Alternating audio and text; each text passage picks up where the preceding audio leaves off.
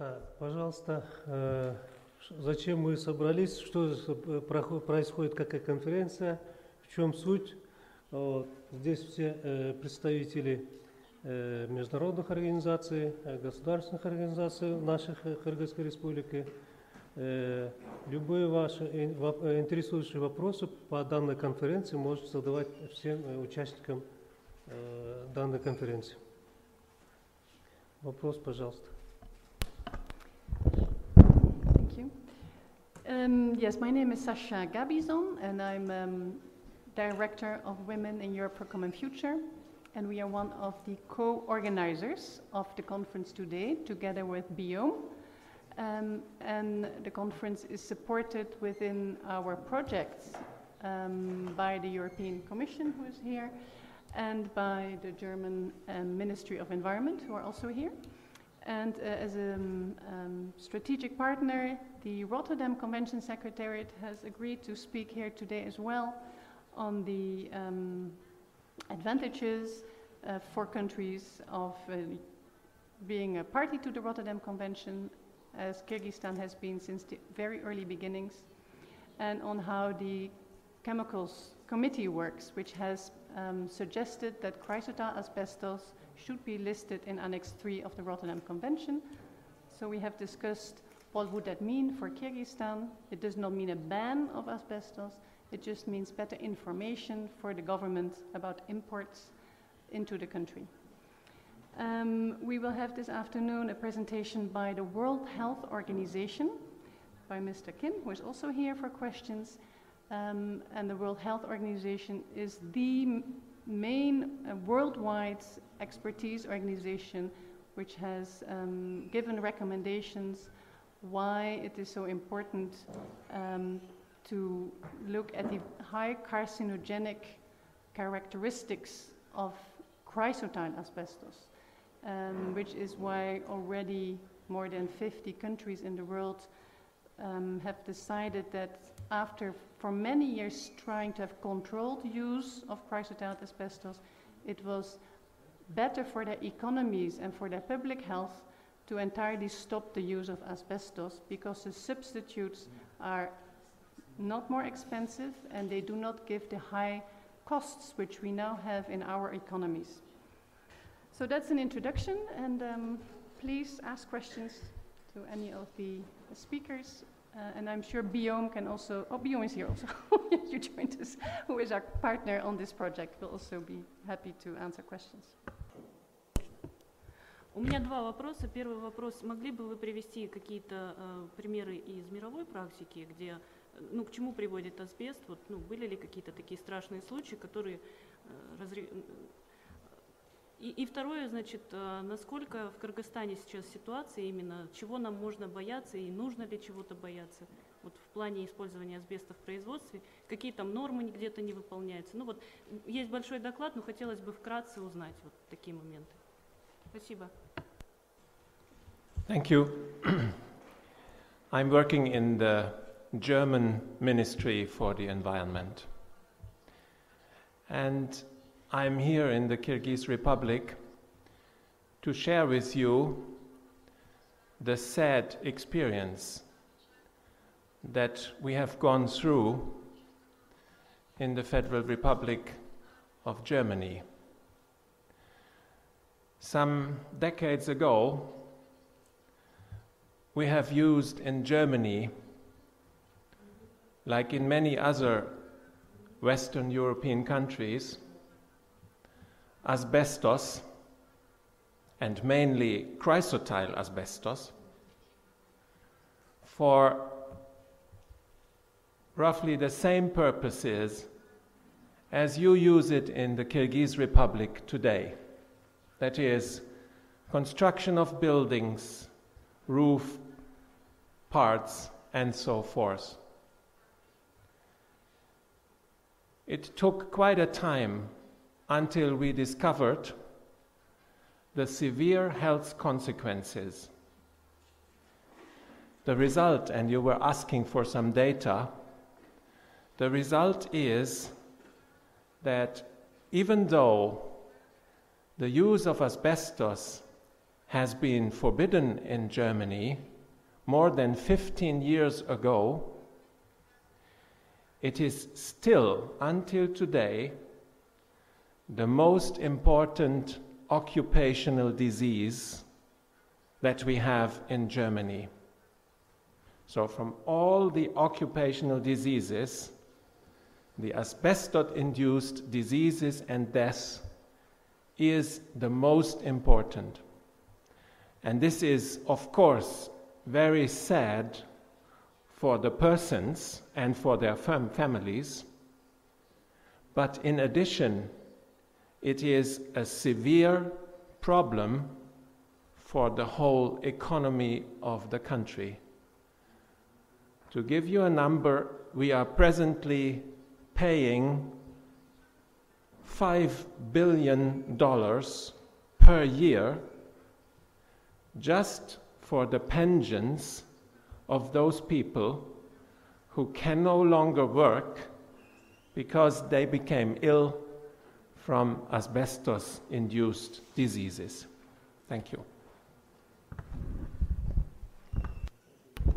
Mr. Kim from the World Health Organization would also like to add. Thank you. As Ms. Gabizon mentioned, WHO is playing a leading role in the area of public health, and asbestos hazard is one of the most important environmental health issues globally around the world. And in Europe, where I am working now, in Europe, these Commonwealth of independent states and former Soviet Union countries have big problems of asbestos hazard. So that's why WHO was invited to this important meeting, and I'm very pleased to see this big event with open discussion. And I was very impressed at the frank, very honest discussions, debates, and I am very optimistic that in near future, Kyrgyzstan Republic will succeed in managing and solving this public health problem. And I'd like to be on your side, providing support from WHO side. Now, responding to the question whether there are practical methods, solutions available at the workplace to protect the workers and to protect the citizens from the asbestos hazard. That's a very difficult question. That's really, really difficult question. But I could answer that as much as the question is difficult, there have been many, many experiments, studies, and results that I can tell you. First of all, for the protection of the workers, International Labor Organization, another UN agency responsible for protecting workers, employees, already prepared 1986. Already now that is 15 years ago, 25 years ago, how to protect workers from the potential harmful effect of asbestos at the workplace. So we have already an answer. And for the protection of the consumers and the citizens exposed to asbestos, actually our guest is here, Rotterdam Convention and other international environmental agreements were addressing that question. So most important thing is to inform the possible harmful effect of the chemicals. very difficult to cure. Mesothelioma, usually people die within 1 year. Within 1 year, if you are diagnosed, you die usually around 7 months. And other lung fibrosis problem, so-called asbestosis. And the problem is, from the exposure to the disease, it takes 10 years, 20 years, up to 40 years. So even though people are exposed now, it will take quite a long time to see the problem. So, but if you consider big picture, maybe the answer is more economical to stop producing and using asbestos. But anyway, Rotterdam Convention didn't include chrysotile. But many countries, already 53 countries already stopped using chrysotile. So I think that was the answer. But I don't want to take too much time now, so I'll stop here. Thank you. Thank you very much. We had a second question, and then we have questions over there.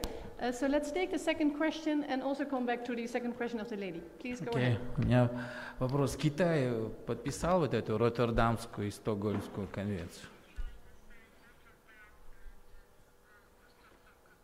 And about China. Yes. And the second one is about the second question of the lady who asked, do maybe we lack good legislation in Kyrgyzstan on this issue? So I would first give the floor to Don, and then maybe to Vladimir. Is that okay? Good. Thank you very much from the Rotterdam Convention. I'm also the Executive Secretary in charge of the Stockholm Convention, by the way, so the questions are quite easy for me. China is a party to the Stockholm Convention, and China is a party to all of the amendments to the Stockholm Convention. China is a party to the Rotterdam Convention, and China is supporting all of the recommendations of the Rotterdam Convention as well. So China is a full party, founding parties to each of these agreements, and China is a very active participant in the agreements. Стороной это что это значит? Вот, не понял я. Это подписали? То есть она подписала? Потому что непонятно.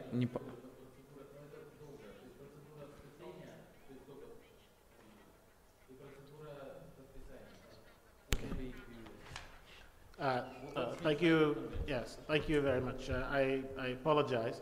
A party to a convention, by definition, means that you have not only signed the agreement, but you have made it your national law. So you are a full participant, not just signed. Okay, so that convention is law within your country, and that is called ratifying the convention.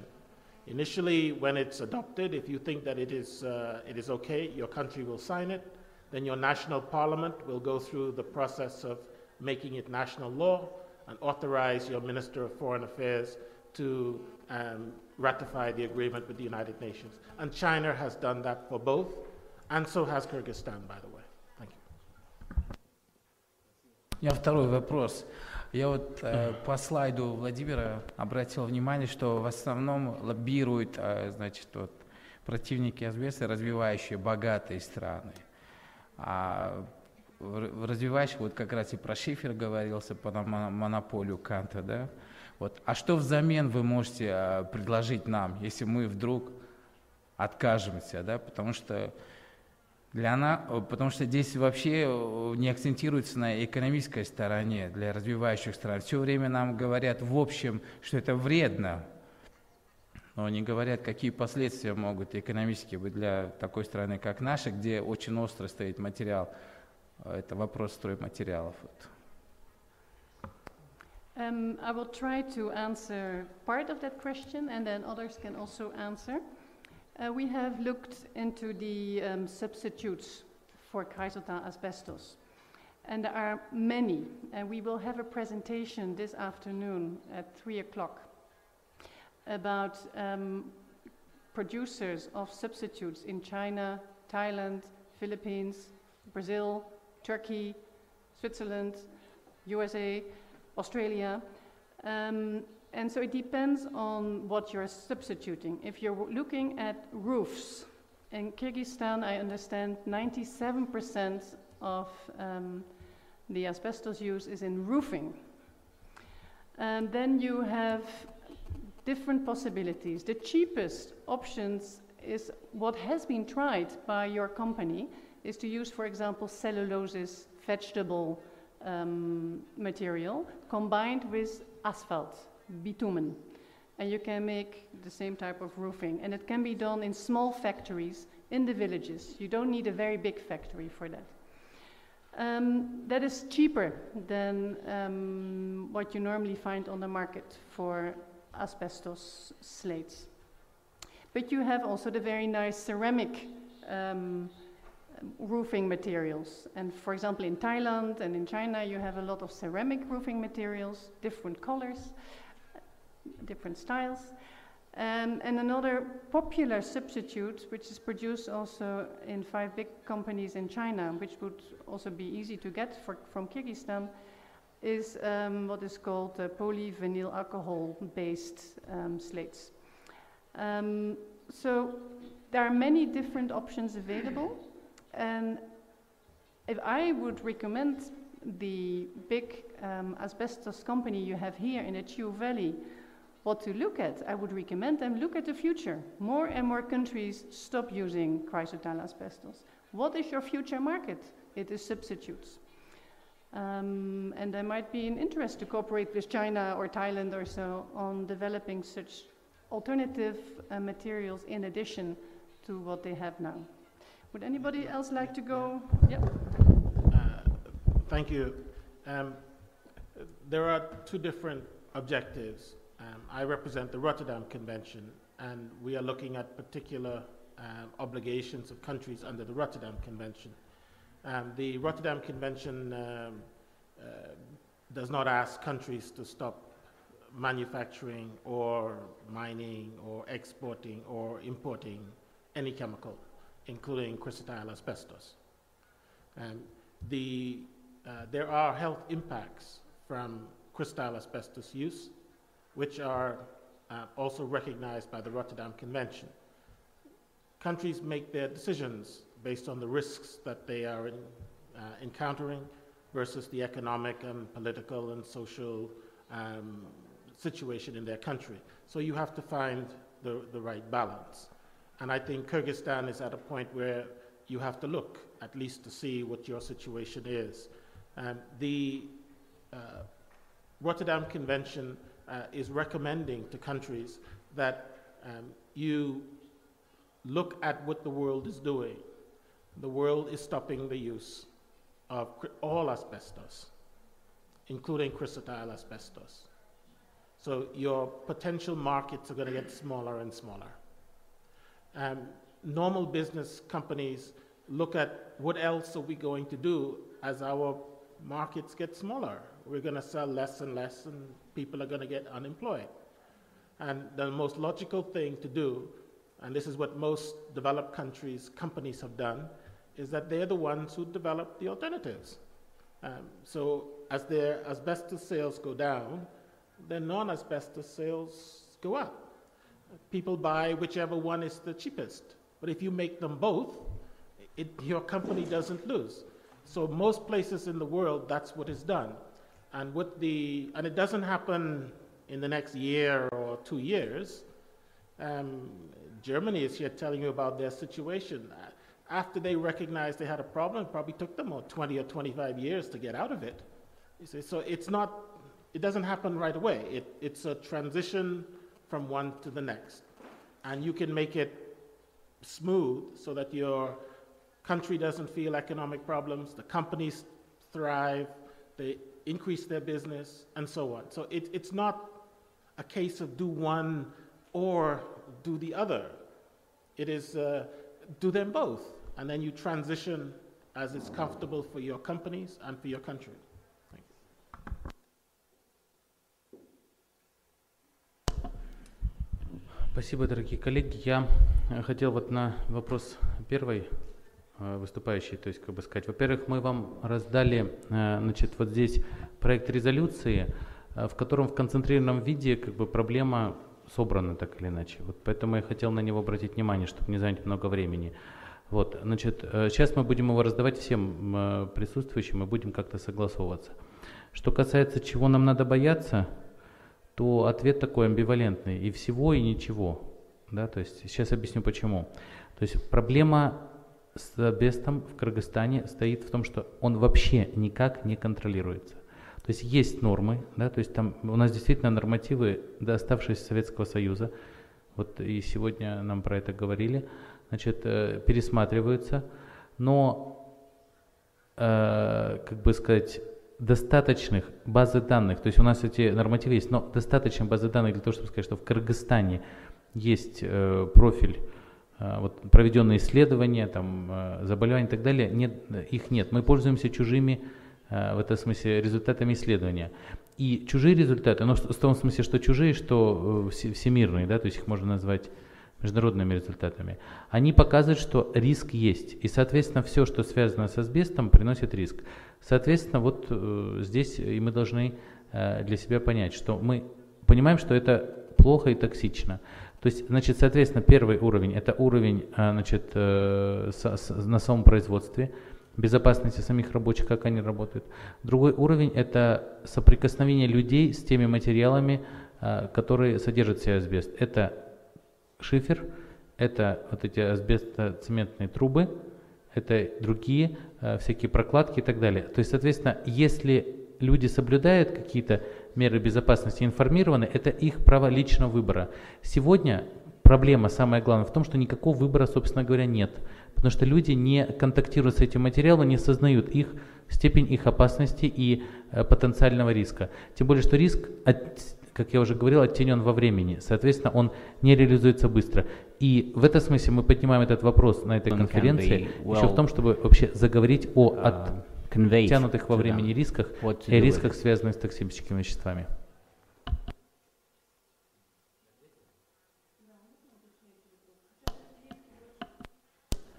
Сейчас эти риски больше связаны с производственными мощностями или либо с тем, что уже, вот, скажем, в утилизации находится? По нашему мнению, больше с тем, что связано с утилизацией. Производство сокращается, вот, то есть это не огромный масштаб, но количество производимых материалов, там, вернее, как утилизации, в том смысле, что с одной стороны материалы, с другой стороны отходы. Да, то есть использование самих материалов в повседневной практике. С этим надо что-то делать. И что-то надо делать с отходами. Производство как-то легче контролировать, чем вот всю нашу жизнь. Ну, я так думаю. Спасибо.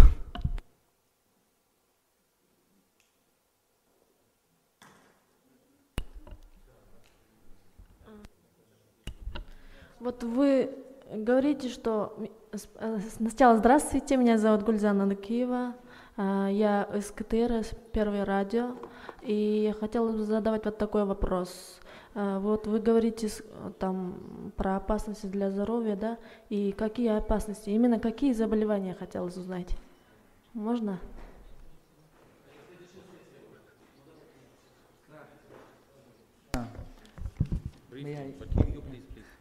Every year, more than 100,000 people die from asbestos-related diseases. Yeah. The majority of the deaths are from lung cancer and mesothelioma. Mesothelioma is a cancer of pleura, the coating of the lung. And the mechanism is already well studied. The fiber, it's just like when you make bread, the flour dust flies in the kitchen, right? Exactly the same. When you are working with asbestos, dust is flying, and then you breathe it, and then you come into your lung, airway and lung. Problem with asbestos is it is not organic material, and it doesn't dissolve easily. So cryotile takes very, very long time to be absorbed or dissolved. So problem is that small fiber get into the cell and damage DNA. I think you learned about DNA, double helix, this DNA. It breaks down the DNA, and then of course cells repair. But after 10, 20, 30 years, some cells cannot repair and become cancer cells. So that's the main problem. Yeah, for the moment. Thank you. I also wanted to add that recently other types of cancer have also been linked to exposure to chrysotile asbestos, and I believe they include also cancers which women can get, like ovary cancer. And we know that, as you just said, it can take 20 or 30 years from the time you were exposed to asbestos to the time that you get cancer. And that is why it took a long time before the link was made.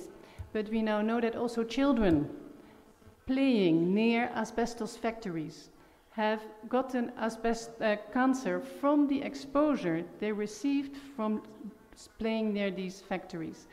And first cases of court cases where children died at later age, 20 or 30, they were compensated. In the UK, there were several cases where their families got more than, I think, £160,000 or so compensation.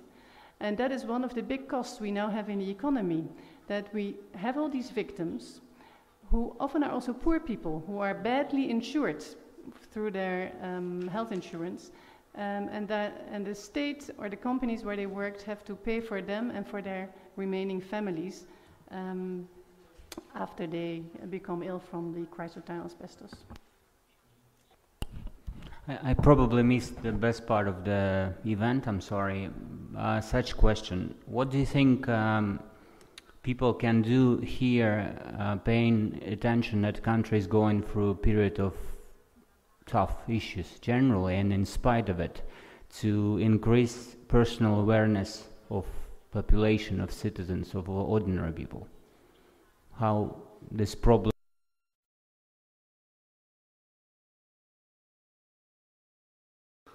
we recommend that the government, and I'm very happy that Dr. Sarbai is here.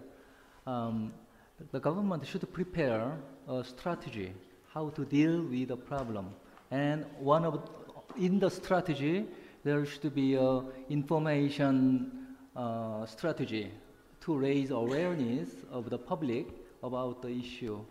And, example like what? Example, okay. I already learned that there are many excellent scientists here in Kyrgyzstan, okay?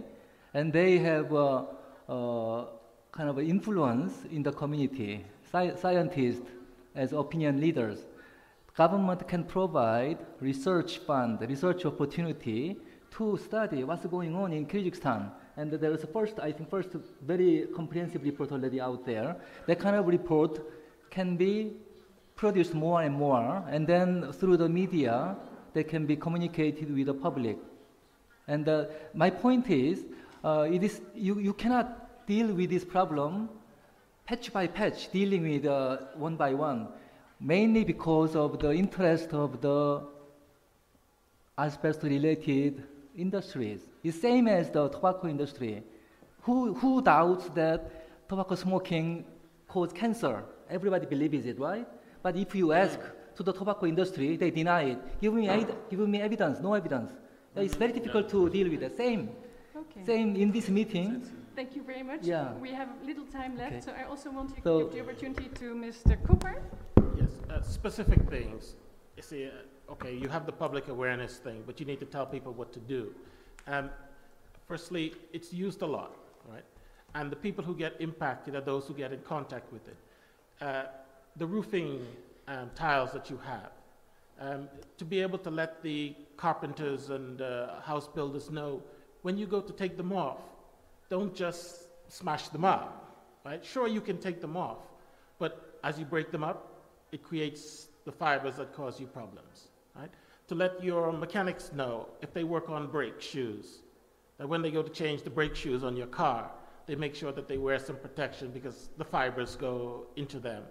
if you have them and you want to build a small shed in the back of your yard for animals or feed or storage or whatever, if you're going to use the asbestos materials, make sure that you wear a little bit of protection that keeps the fibers out of your breathing. So this is very simple information that you can put into a PR outlet, to the press, and people know, at least, if I do these, I'm giving myself a degree of protection. For the industry, they have very good ideas on what to do. It's you, the person who's using the material, who actually is the one who is most at risk. In the Netherlands, where we also have no longer use of asbestos, it is the housekeepers who work in the schools and in the houses who have most diseases from asbestos exposure, because they are the ones who drill holes in the walls and who move things around in the house, and often they don't know where is asbestos and where is no asbestos. So it's people working in the house with asbestos who are often very much exposed. У меня, может быть, не совсем вопрос, полукомментарий. Мне кажется, вот можно хоть миллион распечатать на красивой бумаге о вреде асбеста, но если у меня здесь не будет выбора такого, да, невредного, доступного по цене стройматериала, то я буду покупать тот шифер. Поэтому для таких стран, как наша, очень важен экономически. Вы говорите нам красивые слова о вреде асбеста. Я, например, 20 лет назад слышал про это. Но если у нас нет альтернативы, можно 1000 раз говорить и о вреде асбеста. Нам нужна доступная альтернатива, она должна быть по карману основной части населения. А у нас экономика после прошлогодних беспорядков, потом финансового кризиса, самостоятельно мы это не решим.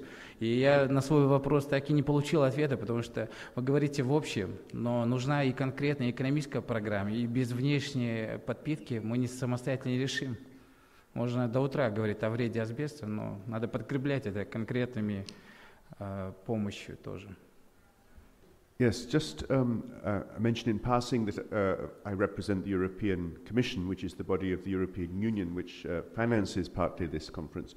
However, my experience before I joined the European Commission, I worked actually for the biggest asbestos company in Australia. And what they were doing at that time was starting to market alternatives to asbestos for specifically those railway break blocks. And this company went through many difficulties over many years with court action for workers being and users having asbestos problems. But now, 30 years later, that company is a leader in marketing very affordable alternatives to asbestos. These exist, and as we know, you don't have to go to Australia to get them. You can get them from China and so on. And I think it's going to be a long process, as many speakers have said. But the public awareness and also the awareness of the companies involved and the government regulatory bodies will contribute to this transition being achieved. Obviously, with limited financial resources, it cannot be done at once. It couldn't be done at once in any of our countries either. But I think in every country in the world, the process has to start. And this is something that the European Commission holds very dearly to its heart, that we want to make sure that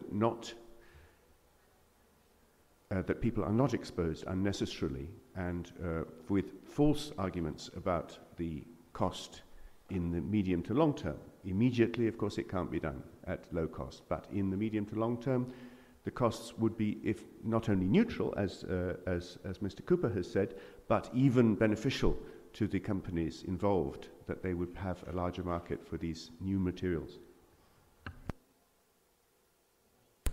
Thank you. And your comment is the second half of the solution. One is there is lots of asbestos out there, lots of asbestos. So you have to deal with how people use it and encounter it. Then the second part is, do you want to continue without introducing anything else? And the answer for most countries is no.